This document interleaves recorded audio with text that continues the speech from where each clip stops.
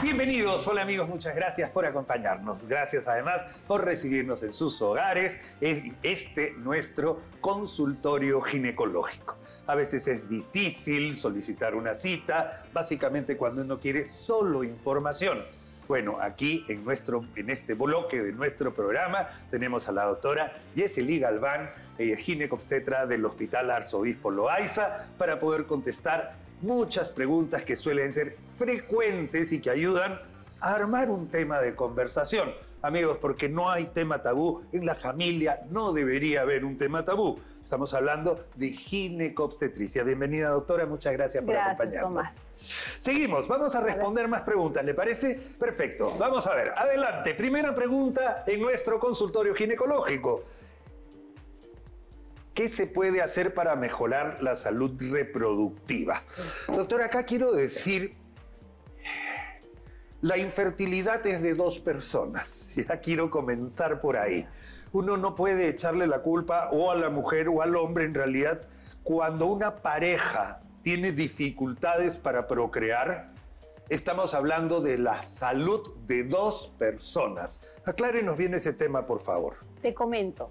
En el tema de salud reproductiva o infertilidad o personas o parejas que no logran gestación dependiendo de la edad, hay un límite de edad, 35 años para arriba, 35 años para abajo, es muy importante estudiar al factor femenino y al factor masculino. No nos podemos olvidar del varón.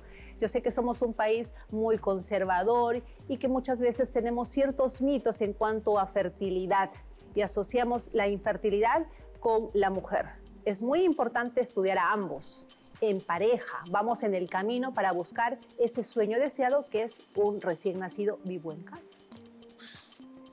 Está clarísimo, amigos, porque ahora, la salud reproductiva, para eso hay que estar bien de salud en general. O sea, la salud reproductiva tiene que ver con la alimentación, tiene que ver con el estado anímico, tiene que ver con el ejercicio, la capacidad física, con la edad que tiene una persona, con su actividad, con su poder adquisitivo, con su responsabilidad. O sea, es muchos factores que van dentro del proceso de la salud reproductiva. Es una parte de la salud, doctora, pero para lograr una buena salud reproductiva hay que estar bien de salud.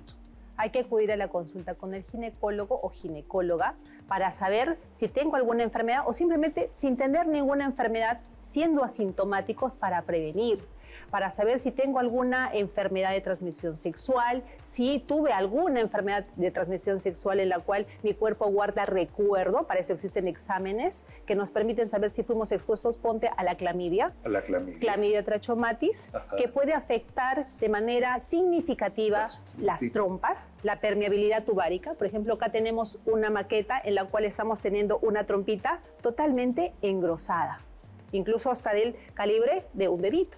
Entonces las trompitas son muy, muy delgaditas. El lumen o la luz de una trompita es básicamente milímetros. Si esta trompita se ve afectada por procesos infecciosos, en este caso clamidia, probablemente o se obstruye o la parte interna de la trompa no me permite que los cilios, o sea, esos pelitos que van a permitir que el espermatozoide que ascendió, que se juntó con el óvulo en el tercio externo de la trompa, permita migrar a la parte interna y suceden los famosos embarazos ectópicos.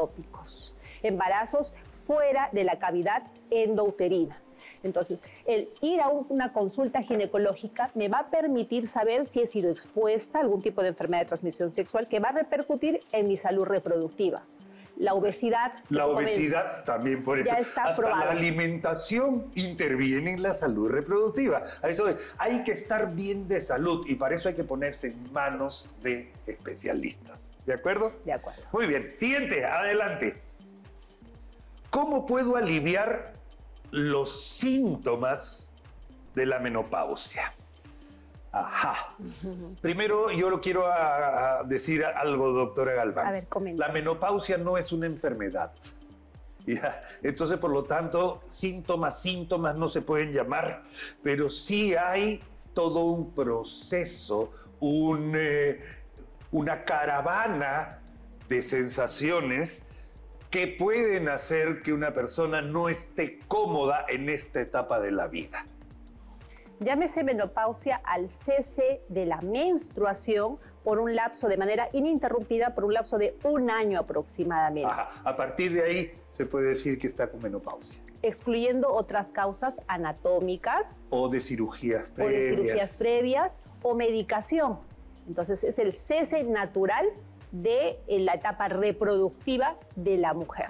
Okay. Ahora, cuando produce síntomas, llámese síntomas, sofocos, bochornos, esa sensación de calor que sube del cuello a la cara y la paciente se siente enrojecida sin haber estado en un lugar donde haya calor, hay trastornos del estado de la personalidad, son más irritables, llanto más llorosas, son muy lábiles.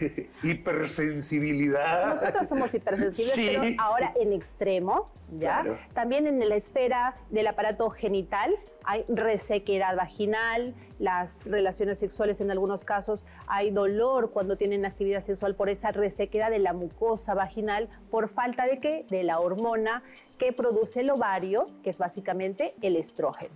Entonces, cuando esa paciente tiene síntomas, desde síntomas vasomotores o síntomas en el estrato o en el sistema genitourinario, se da tratamiento.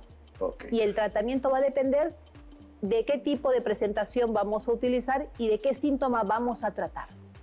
De acuerdo, pero sí uno debe requerir o ayuda muchísimo, usted señora, el manejo por especialista. Sí ayuda, porque existen un montón de métodos, incluso el recambio o terapia de reemplazo hormonal, hasta fitoestrógenos, sustancias que vienen de las plantas, ¿ya? Y que ayudan a aliviar síntomas importantes que pudieran tener relación hasta con el insomnio, señora. Así es.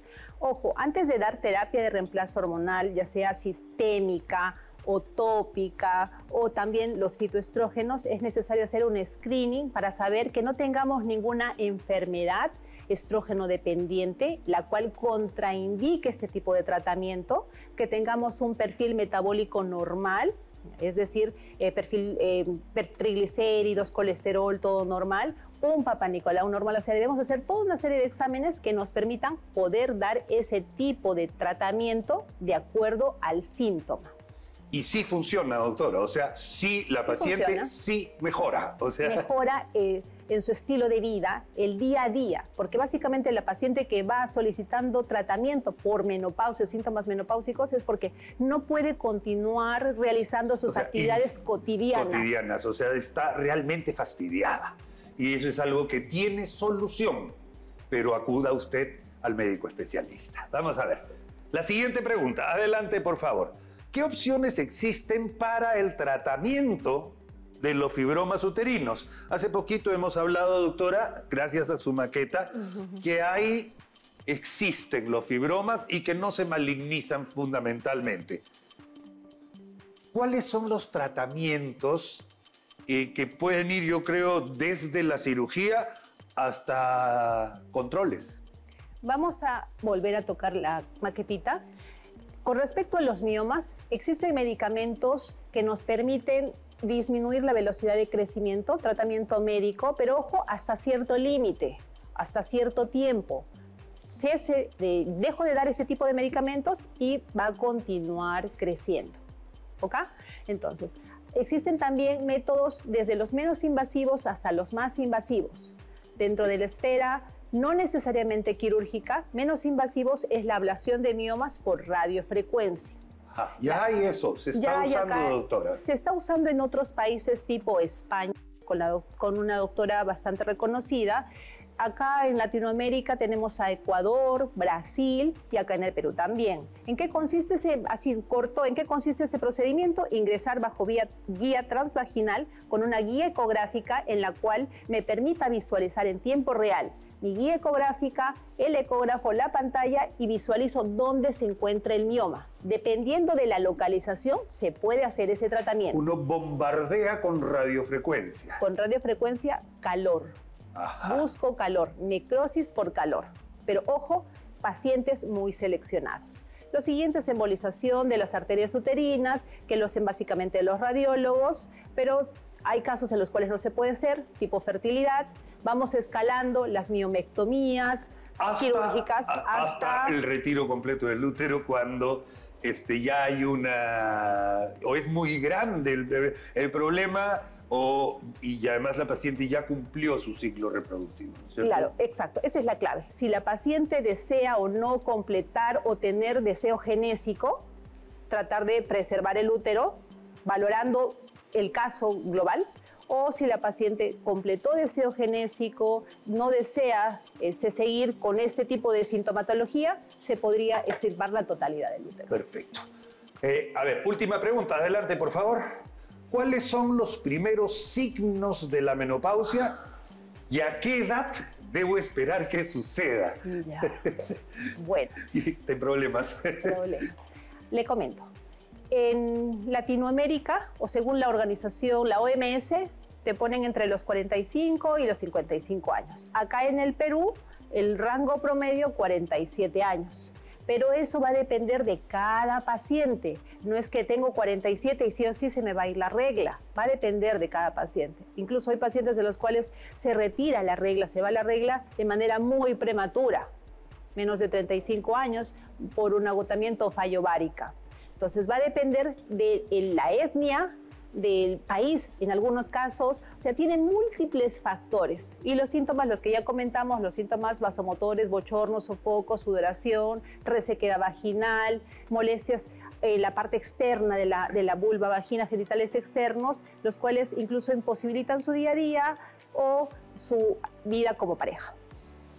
Amigos, muchísimas gracias. Espero que en casa hayan podido compartir esta información.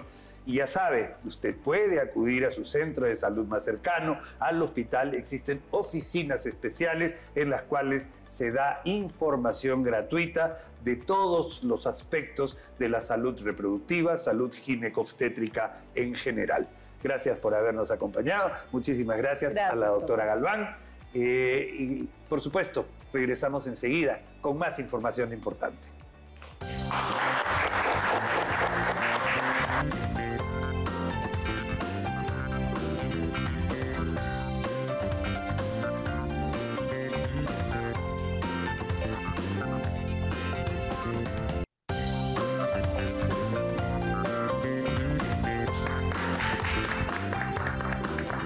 Hola amigos, bienvenidos, muchísimas gracias por acompañarnos. Señora, este es nuestro consultorio de traumatología. Amigos, vamos a hablar y contamos con la valiosísima presencia del doctor Felipe Cabell del hospital, querido Hospital Hipólito Unanue. Él es traumatólogo y ortopedista.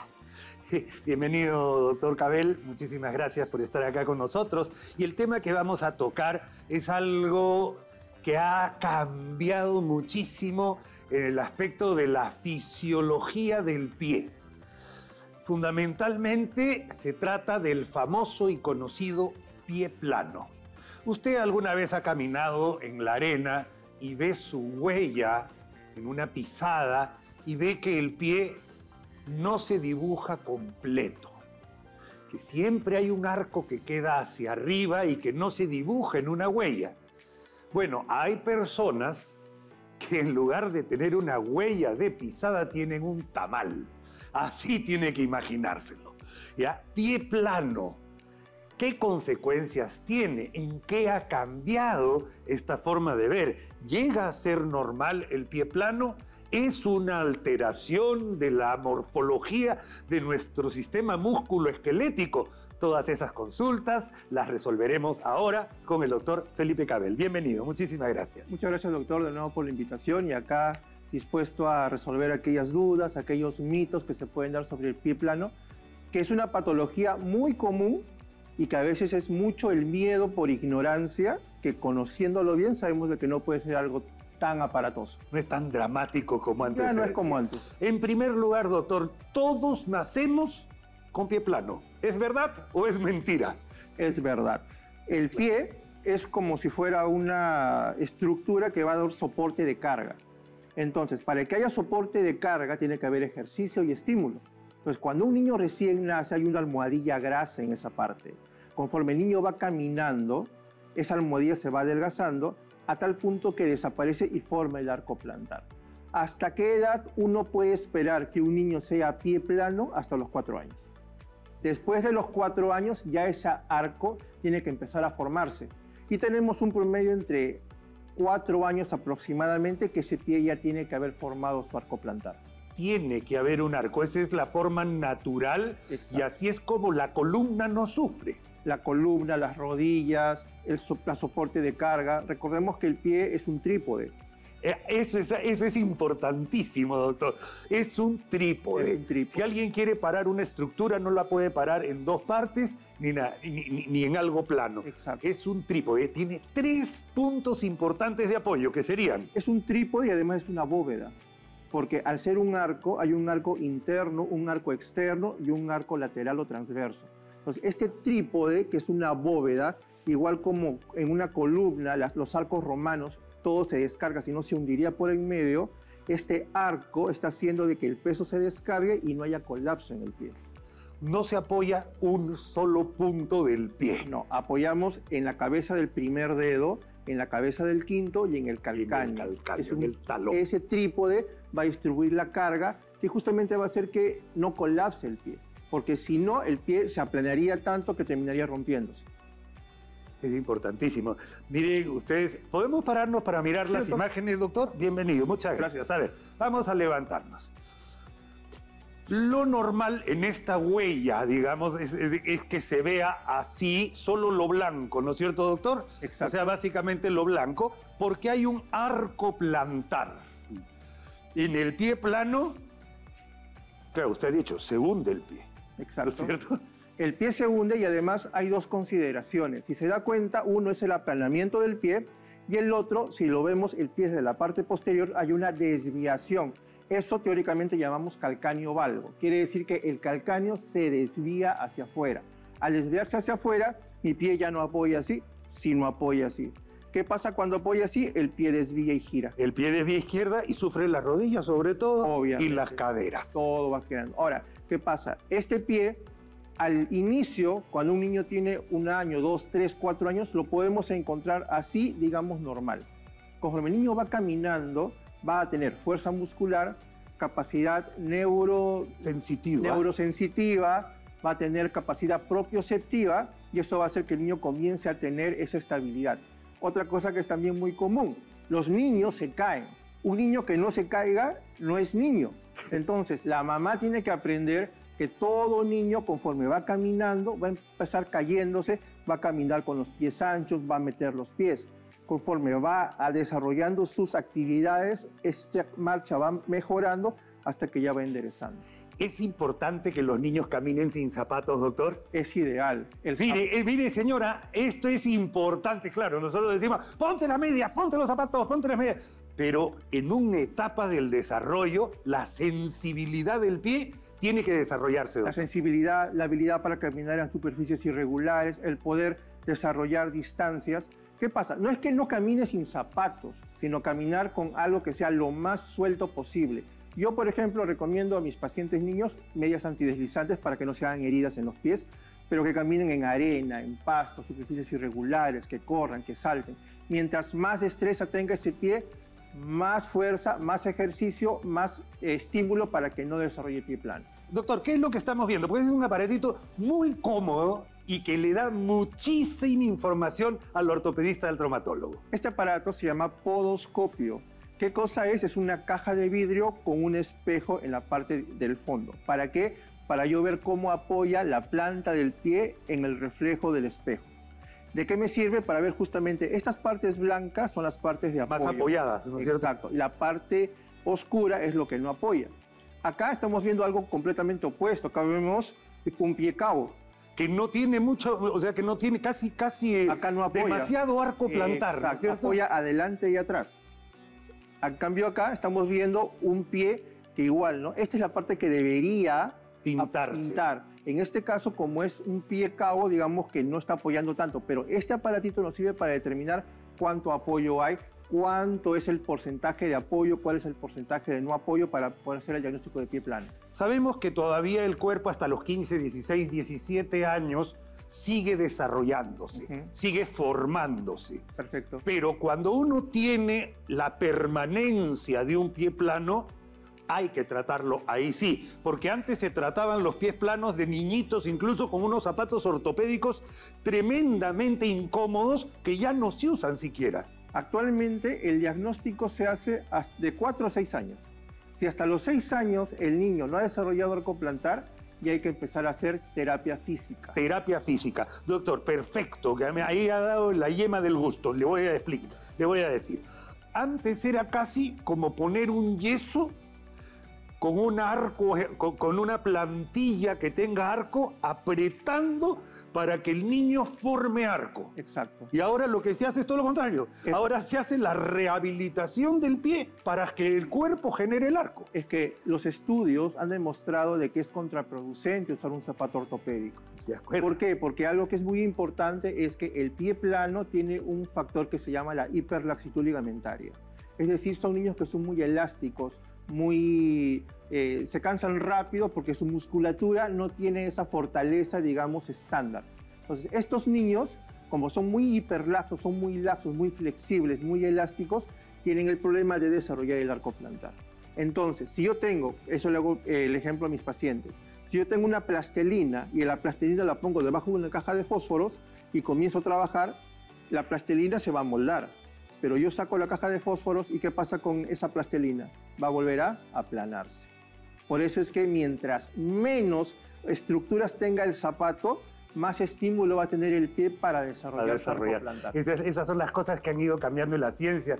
Recuerdo clarito y desde acá le mando un cariñoso y un beso grande a mi hermano Pepe.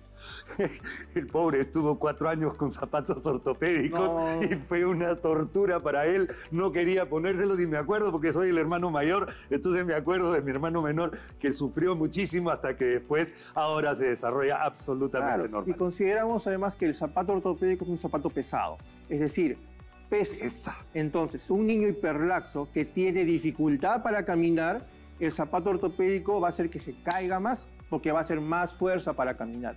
Al contrario, hay que soltarlo. Ejercicios, natación. Yo a las niñas las mando que hagan artes marciales. Son ejercicios con el pie descalzo. Esos son ideales para estimular la formación del arco plantar. Una maravilla. Se nos ha quedado un poco corto el tiempo, amigos, pero miren, ya no es tan grave lo del pie plano. Ahora, el pie plano, hasta cierta edad, sí hay que tratarlo y se trata con el médico especialista. En este caso, un traumatólogo ortopedista para poder ver la evolución en el tiempo de este arco plantar para que a futuro no hagamos lesiones de rodilla, de cadera, de espalda. Exacto. Y otra cosa es muy importante. No todos los pies planos son, digamos, indoloros o flexibles. Hay otra gran patología que es el pie plano rígido.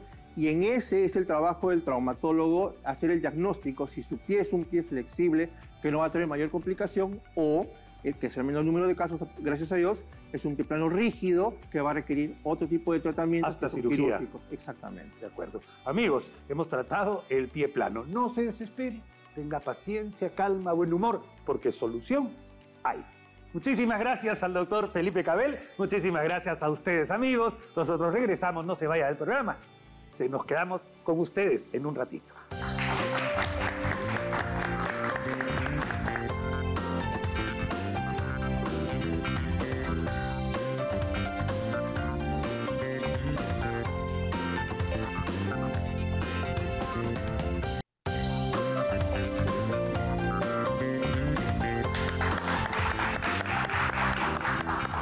Hola amigos, ¿cómo están? Bienvenidos. Muchísimas gracias por acompañarnos en sus casas el día de hoy, por recibirnos en sus hogares. Espero que la estén pasando muy bien a esta hora del día en familia.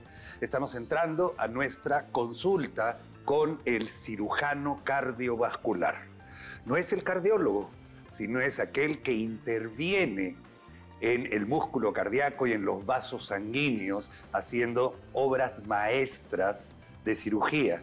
El corazón es un órgano que no descansa nunca. Incluso se tiene que curar mientras está funcionando.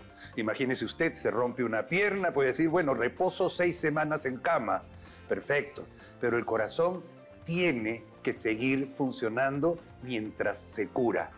Es una maravilla el hecho de que uno pueda intervenir el órgano o los vasos sanguíneos para poder mantener la salud y que la sangre y el oxígeno lleguen adecuadamente a cada rincón de nuestro cuerpo que lo necesita. Hoy día vamos a hablar de una parte del corazón gracias a la colaboración de nuestro invitado cirujano cardiovascular, el doctor Hardy González. Bienvenido, doctor. Muchísimas gracias por estar acá. Muchas gracias, doctor. Amigos, yo les comentaba que el corazón es un órgano muscular, básicamente, y que funciona 24/7. Y lo que hace es una función de bomba. Pero para que tenga esta función de bomba, el corazón tiene cámaras, cavidades, por donde ingresa la sangre, se distribuye, va hacia los pulmones, se oxigena, regresa, y una vez que regresa, ¡brum!, hace que toda la sangre circule por el organismo. Bueno, existen ciertas estructuras que separan estas cavidades que están en el corazón. Estas se llaman válvulas. Son válvulas, como igual que tiene una bomba eléctrica, una bomba de agua, tienen válvulas para que lo que salga no regrese y lo que entre no se vaya.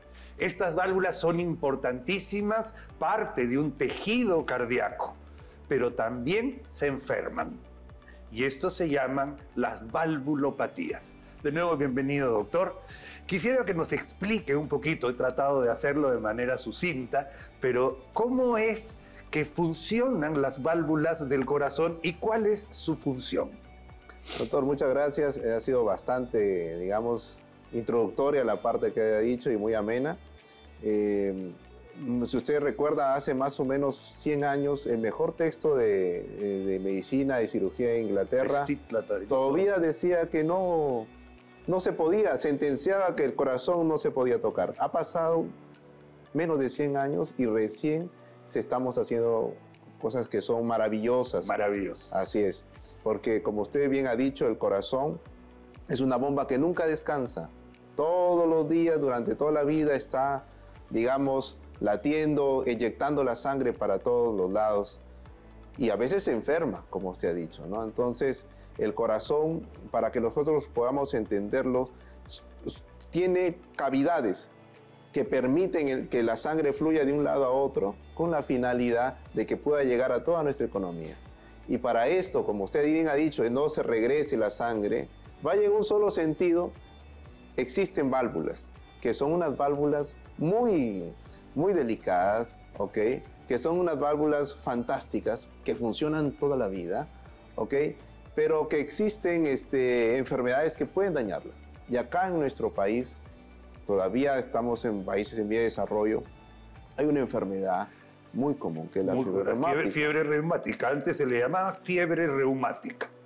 Estreptococo beta hemolítico del grupo A2, que viene desde una infección de garganta, doctor. Así es, doctor, ¿no? O sea, simplemente por hábitos como el no lavarse bien los dientes o no curarse una infección de garganta o una infección urinaria, bueno, termina siendo una enfermedad que daña las válvulas del corazón. Y nosotros tenemos una incidencia y prevalencia todavía muy alta de enfermedad de cardiopatía reumática que daña la válvula. Entonces son personas que son condenadas literalmente a sacar esa válvula y colocar una prótesis. Entonces, eso es básicamente. Es básicamente. Amigos, yo creo, doctor, que para que las personas nos entiendan un poquito mejor en sus casas, tenemos unos esquemas en pantalla para que nos puedan orientar, para que usted entienda cómo es el corazón por dentro. ¿De acuerdo? ¿Me acompaña, sí, doctor, por favor? Cómo no, un placer. Vamos ahí, ¿dónde está? Sí. Exactamente. Muy bien. Doctor, son básicamente 3 válvulas bien importantes las que están en el corazón. ¿Nos podría explicar, por favor? Doctor, me permite, solamente son 4, ¿no? Ah, 4, claro, sí. Tiene razón. Lo que pasa es que estaba viendo acá las 3, me faltó la válvula aórtica. Tiene razón. Nosotros tenemos 2 válvulas que dividen las aurículas y los ventrículos. Las aurículas son las que tienen menor presión, digamos así, y el ventrículo son los que eyectan con mayor presión tanto al sistema pulmonar como al sistema aórtico. ¿Ok? Entonces tenemos una válvula tricúspide y... Que va para abajo. Así es. Impide que la sangre regrese. Así es, doctor. Ok. Genial. Y la válvula tricúspide está en el lado derecho del corazón. Separa la aurícula derecha del ventrículo derecho. Acá. ¿Ok? Y tricúspide porque tiene 3 cúspides, ¿no? Así, por eso se llama, valga la redundancia, de esa manera. Y válvula mitral tiene como la mitra papal que utilizaban los papas, ¿ok? Entonces, tiene esa forma y los anatomistas la llamaron así válvula mitral. Que la aurícula izquierda al ventrículo izquierdo. Así es, doctor. ¿Para qué? Para que la sangre que ha pasado acá no regurgite hacia arriba y se cierra así. De acuerdo. Y luego tenemos las válvulas semilunares que ocupa el sistema de salida del ventrículo derecho a la arteria pulmonar. Lleva el nombre de la arteria pulmonar, se llama válvula pulmonar. Y luego la que sale del ventrículo izquierdo que va hacia el sistema general a través de la válvula aórtica y la aorta en general, ¿no? Que es la válvula aórtica. Entonces tenemos 4 válvulas que son susceptibles de enfermarse. Lo más frecuente es la enfermedad reumática en nuestro país, pero no es solamente eso. Hay muchas patologías que pueden enfermarla. Pero todos concluyen... ¿Otra imagen?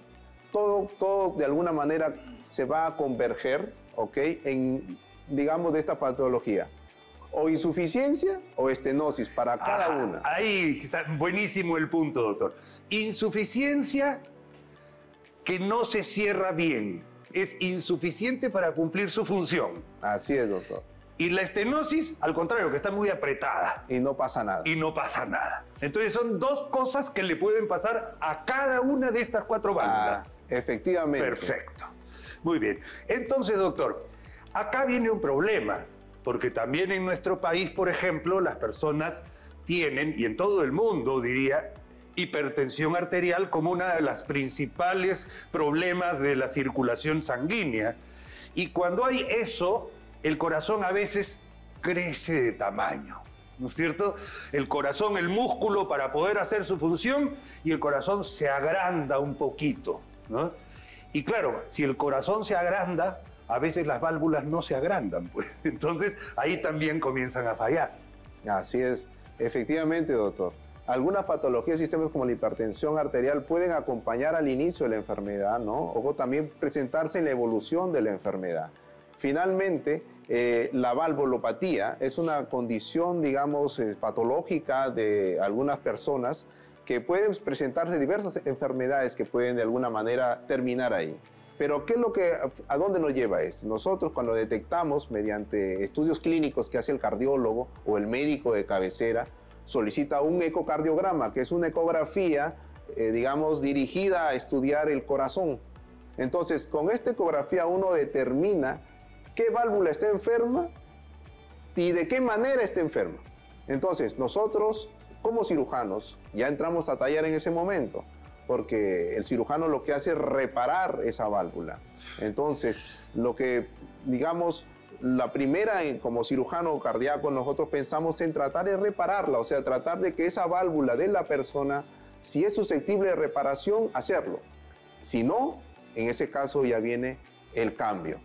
Perfecto, doctor. Muy bien. Imagínense, amigos, usted, ¿no? Para reparar la válvula cardíaca, ¿es necesario detener el corazón? Si no fuera, doctor, por la creación, invención de la válvula, de la máquina extracorpórea, esto no podría hacerse. Actualmente ya hay unos procesos que se hacen por intervencionismo, tipo TAVI, ¿no? Pero hay patologías que no se suelen resolver solamente por el TAVI. Entonces, para reparar la válvula, fundamentalmente hay que hacer parar el corazón, y para parar el corazón necesitamos el auxilio de esta máquina. Y esta máquina permite que haya presión arterial, que los órganos, el cerebro, los riñones, todos reciban la sangre.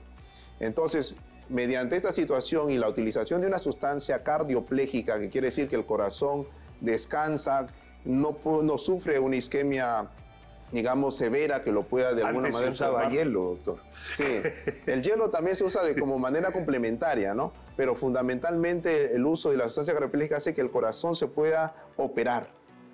Entonces, cuando ya el corazón está quieto, entonces el cirujano, ya en un campo que no tiene sangre, o sea, exangüe, puede realizar la reparación, que es lo ideal en las valvulopatías. Si no se puede reparar, entonces en ese caso viene el recambio valvular. El cambio valvular, ¿no? El recambio valvular, que, dicho sea de paso, puede ser mecánico o incluso existen ahora, he leído últimamente que se está utilizando bastante válvula de cerdo o cosas parecidas que tienen una adaptación especial como para que puedan ser colocadas a humanos. ¿Es correcto eso? Sí, en efecto. O sea, nosotros dividimos en dos formas, ¿no? Llamamos válvulas biológicas y válvulas mecánicas. Mecánicas en general cuando es una prótesis de un metal, ¿ok? Que generalmente su utilización es para un largo tiempo y necesitan anticoagulación. Y las biológicas sí hay un abanico muy importante de ellos que engloban pues válvulas creadas a través del pericardio bovino o las válvulas porcinas, o sea, del cervo trabajada de una manera, o los homoinjertos en otros países que sacan de los cadáveres y los pueden colocar. Entonces son opciones que conllevan a que el paciente, por ejemplo, no utilice la anticoagulación. Entonces, que también es una cosa importante. Entonces, uno como cirujano tiene que elegir en función a lo que el paciente necesita para poder trabajar. Ese es cuando se trata del cambio valvular. El cambio valvular. Doctor, el diagnóstico, aparte de las imágenes, gracias también a la tecnología de la ultrasonografía, especialmente la ecocardiografía, que puede ser por vía externa o transesofágica, inclusive que da mayor detalle, pero ese es un diagnóstico. Y clínicamente también existen algunas características. Un oído entrenado puede detectar fallas valvulares de relativa importancia. No, en efecto, o sea, el primero que lo capta es el médico de familia. El médico de familia, el cardiólogo, ¿no? El médico de medicina interna, el médico general, son los que captan, ¿no? Porque son datos semiológicos importantes que el médico dentro de su acervo cultural lo tiene, ¿no? Como sentir el pulso, ¿ok? Como sentir un soplo que nosotros llevamos en el corazón. Ruidos característicos, un chasquido ahí y todo. Y eso es la experiencia con aparatitos como este, ¿no? ¿Por qué? ¿Para qué lo usan? Bueno, se usa para ese tipo de cosas, para detectar este tipo de cosas, y eso es importante. Doctor, mire, podríamos quedarnos conversando de este tema 1, 2 horas, 5 horas más. El tiempo en televisión es muy traicionero, la verdad. Pero lo invito a quizás enseñarnos en vivo cómo es que se realizan estos procedimientos con algunas imágenes que podamos encontrar para poder seguir hablando de esto que existe. Es más frecuente porque supongo está subdiagnosticado en realidad y podría tener mucho valor que la familia entienda que la medicina preventiva en casa y el hecho de hacer controles cardiológicos seriados, especialmente si hay antecedentes familiares de enfermedad cardíaca, puedan detectarse y poderse solucionar. Para terminar esto, doctor, estas cirugías se hacen en Perú. Pero claro, sí, así es, mi querido doctor. Acá en el Perú, los que se hacen mucho más es de la Seguridad Social. Dentro del Ministerio de Salud también se hacen, ¿no? Así es. Y desde aquí, bueno, viendo de su programa, hacemos un llamado para que estas cirugías se incentiven dentro del Ministerio de Salud, ¿no? Porque son cirugías costosas, pero que devuelven a la sociedad personas que pertenecen a una familia y que su expectativa de vida va a ser tal cual que una persona normal si no tuviera la cirugía. Totalmente, y además económicamente productivo para el país. Así es, doctor. Le agradezco muchísimo, le agradecemos en realidad al doctor Hardy González, médico, cirujano cardiovascular. Hemos hablado de valvulopatías cardíacas. Muchas gracias por la invitación.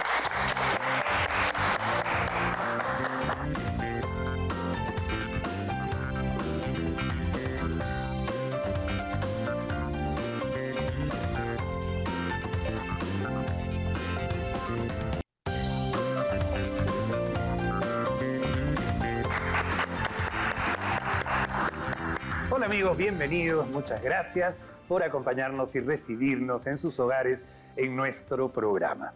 Como siempre, le damos una especial prioridad a la importancia que tiene nuestra salud mental, la salud de estar bien con uno mismo. Y de eso se trata. Cada uno, un ser independiente, lo que necesita es desarrollarse para ser una persona más que apoye a nuestro país sintiéndose bien. Y para eso existen claves que nos va a dar la licenciada Maciel Martel, psicóloga. Bienvenida, Maciel, muchas gracias por acompañarnos hoy día también en nuestro programa para hablar acerca de las claves para aprender a confiar en uno mismo. Qué difícil, Maciel, porque yo ayer en la noche dije, mañana me levanto temprano a correr. Pero en el fondo no confiaba en mí mismo. No lo hice. Uy. Entonces, de hecho, hay un problema de compromiso conmigo mismo. De hecho que sí. Algo está pasando. Hay claves para poder hacer de eso y poder volver a tener confianza en lo que uno se propone. Por supuesto que sí. Primero, muchas gracias, doctor, por la invitación. Encantada de estar acá como siempre. Y sí hay unas claves que podemos mantener para poder mejorar un poco esta confianza. Para mí lo primero es preguntarme quién soy, conocerme, ¿no? Ver cuáles son mis alcances, cuáles son mis limitaciones. Como lo decimos, los defectos o las virtudes. Primero es esto. Después de que yo ya sé quién soy, puedo empezar a trazar una ruta, a ver cuáles son mis objetivos, quién quiero ser en el futuro. De pronto, como usted, doctor, ¿no? Ya yo quiero tener una muy buena salud, yo quiero, no sé, ser longevo, etcétera. Ok, ¿qué voy a hacer para ello? Empezar a hacer esta hoja de ruta para lograr estos objetivos. Ahora, la confianza no es algo que vamos a nacer con ello, es algo que vamos a ir desarrollando poco a poco. Y algo que usted ha dicho me parece increíble, que es que, ¿por qué? Yo me trazo una meta para el día de hoy, pero no la cumplo. Entonces ya me siento devastada, ¿verdad? Como que no, ya no lo logré, no lo voy a hacer más. Es verdad, nos pasa, es parte de nosotros. Lo que has dicho también me encanta, que es la confianza en uno mismo se va construyendo en el día a día. Así es. Pero hay que comenzar con metas pequeñas. Si de repente sé que he dormido mal, que no, o sea, me terminé acostando a las 2, 3 de la mañana, ya sea porque me quedé leyendo, porque tenía que trabajar, porque tenía que hacer una presentación, o porque estaba estudiando, o por X razones, no pretender salir a correr a las 4:30 o a las 5 de la mañana, porque es una meta poco cumplible. Exactamente, porque no se dio toda la atmósfera, no tuvimos todos los recursos para poder hacerlo. Y entender que si no logro hacer algo cuando me lo he propuesto, siempre el lunes, el 1 de enero, ¿no? Tenemos estas ideas, o el próximo cumpleaños, entender que igual, aún así no lo hayamos hecho, lo podemos hacer en cualquier momento. La idea de la confianza es empezar a conocer cuáles son las herramientas que tenemos para poder lograr algunas cosas, objetivos, y empezar a formar este camino de vida. De acuerdo, hay una cosita, yo no sé si lo voy a poder decir, yo creo que es algo bastante fácil de decir, pero hay un manual, de decirlo, el manual del autocojudeo. ¿Cómo engañarse a sí mismo? Primer capítulo, ¿no? Porque si te engañas a ti mismo, ¿a quién estás engañando? O sea, Claro. ¿Cómo te vas a...? O sea, es fácil, pues, engañarse a sí mismo. Yo me puedo engañar y hasta creerme de verdad mi propio engaño. Por supuesto. Pasa. Sí, lo hacemos todo el tiempo, ¿no? Desde que no, yo no necesito esto, solo estoy comiendo una cosita, no va a afectar mi salud, o de pronto, no sé, algo que tenga que ver, no, voy a hablar con esa persona que sé que no me hace tan bien, pero igual lo voy a hacer. Entonces hay que también ver este tema del autoengaño y entender que muchas veces lo hacemos ya sea por ansiedad, porque no estamos totalmente claros con lo que queremos, porque nos dejamos llevar por el impulso y las emociones del momento. Pero tener confianza en uno mismo también es saber cuáles son nuestras debilidades y entender que, ok, si algo representa para mí una tentación, algo representa para mí, no sé, algo en lo que puedo caer, probablemente tengo que empezar a distanciarme de ello. Así es, desde una relación tóxica hasta el consumo excesivo de alcohol, tabaco, o entrar en un mundo terrible de lo que pueden ser los estupefacientes, vamos a decir, cosas que te hacen sentir bien un segundo y después traen todo una catástrofe detrás, ¿no es cierto? Claro. Por supuesto. Y justamente eso también va relacionado a la confianza, ¿no? Porque creo que las personas que carecen de confianza en sí mismas son personas que piensan que no pueden tener la capacidad de logro, que piensan que por ahí no van a poder hacer cosas o tener ciertos objetivos. Para mí también es importante entender que al conocerme tengo que diferenciarme de lo que la sociedad me dice o lo que la familia de donde vengo también me comenta. Probablemente mi familia tiene algunos valores, creencias, objetivos, o mi sociedad los tiene, pero puede que los míos no vayan en torno a ello, y también es válido, ¿no? La idea es ver cuáles son mis recursos, cuáles son mis sueños, mis objetivos, diferenciarlos y poder empezar a trabajar con las herramientas que tengo. De acuerdo. Y para eso sugieres que una persona ponga, por ejemplo, en el refrigerador: hoy día voy a hacer esto, hoy día voy a hacer esto. Lo que dijiste, una hoja de ruta o una hoja de compromiso con uno mismo. Y el hecho de poner check, ya te sientes aliviado.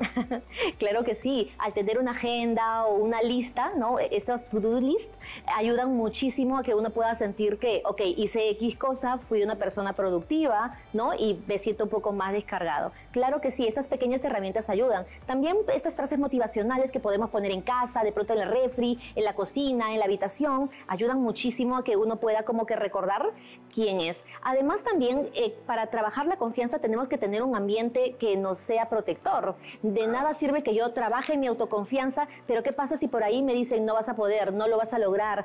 Y me introyectan ciertos miedos o ciertas trabas en el camino. Será muy difícil poder confiar en mis habilidades. Bueno, estas son las claves, justamente. Conocerse a uno mismo y hacer una especie de propósito de enmienda para el día siguiente, aunque falles un poquito, pero tiene que haber, o sea, sería normal eso, pero tiene que haber un fin y tiene que haber un medio para lograr ese fin. Claro. Si juntas las dos cosas, nada te puede detener en este mundo. Por supuesto, estoy totalmente de acuerdo. Creo que ambas partes son súper importantes, y el tema también de la perseverancia y entender que lograr algo no significa seguir un camino lineal y perfecto, sino que vamos a tener recaídas, momentos donde las cosas no van a ir tan bien. Nada es lineal y perfecto. Claro. Siempre es así. Exacto. Así, por eso hay tristeza, porque también hay felicidad. Entonces la idea es estar en un equilibrio consciente, viviendo los momentos de tristeza, pero también entendiendo que existe ahí al final del camino una línea feliz. Muchísimas gracias a la licenciada Maciel Martel. Este ha sido nuestro tema: claves para confiar en uno mismo. Evite el autoengaño. Trátese mejor. Muchísimas gracias. Muchísimas gracias, amigos, por habernos acompañado el día de hoy. Recuerde, todos los días, de 2 a 3 de la tarde, estamos aquí en nuestro programa para dar un mensaje de prevención en salud, educación y cultura. Nos vemos. Muchas gracias. Chao, chao.